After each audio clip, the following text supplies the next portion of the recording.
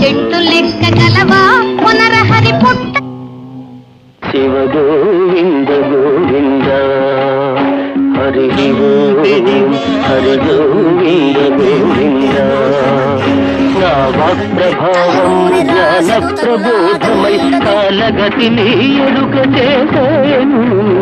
Shiva Govinda Govinda